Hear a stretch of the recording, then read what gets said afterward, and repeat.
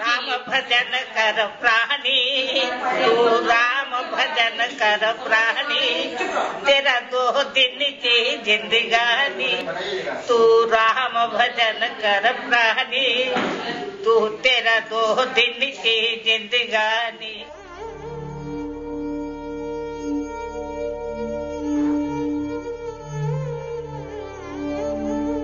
अरे लाली, हमका तो 7 साल में शादी हुआ। 7 साल में शादी हुआ, 11 साल में ससुराल गए। जब 11 साल की उम्र ससुराल गए और ससुराल से आके ससुराल में रह के 16 साल में एक लड़का हुआ। 16 साल में एक लड़का हुआ। बस वो लड़का खत्म हो गया। 2 साल के बाद और लड़का हुआ। ऐसा होते होते 4 लड़का खराब हो गए। हम बड़ी दुखिया है। 4 लड़का खराब हो गए।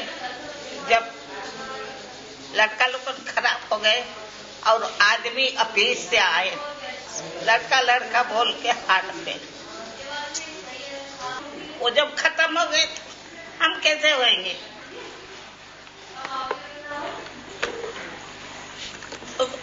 खत्म हो गए।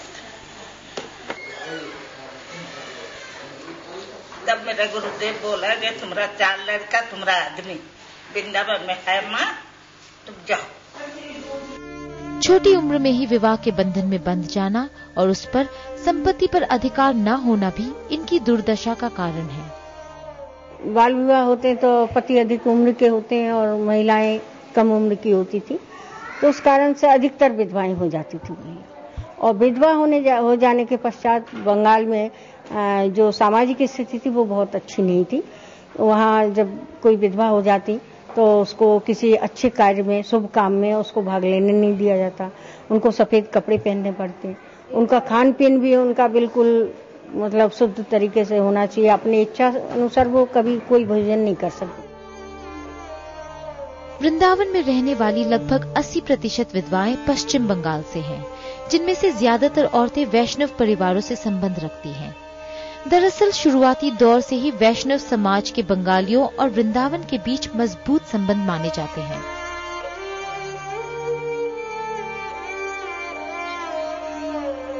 अधिकतर ये वेस्ट बंगाल से आती हैं।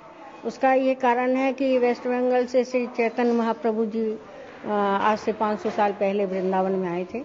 उन्होंने वृंदावन की खोज की।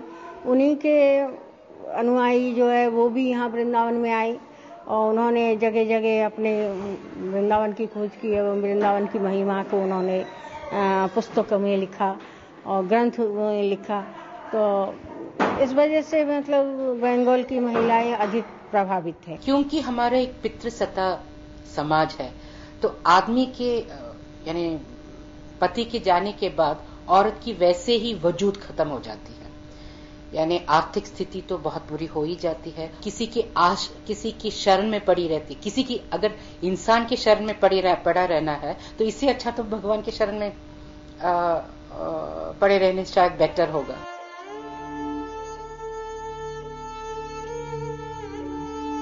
वृंदावन में केवल विधवाएं ही नहीं, घर और पति से सताई हुई महिलाएं भी आकर अपनी बाकी बची जिंदगी व्यतीत करती हैं।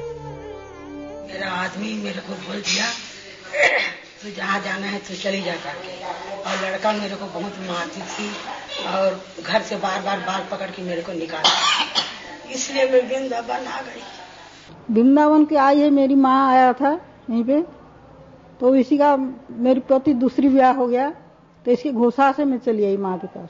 बस हम नहीं सह सके, बहू भी बोल दी अब जाने का भी मतलब करता है तो जाएंगे होली के बाद। इनका सिचुएशन बहुत ही खराब है, because there is no social security scheme, there is very little pension.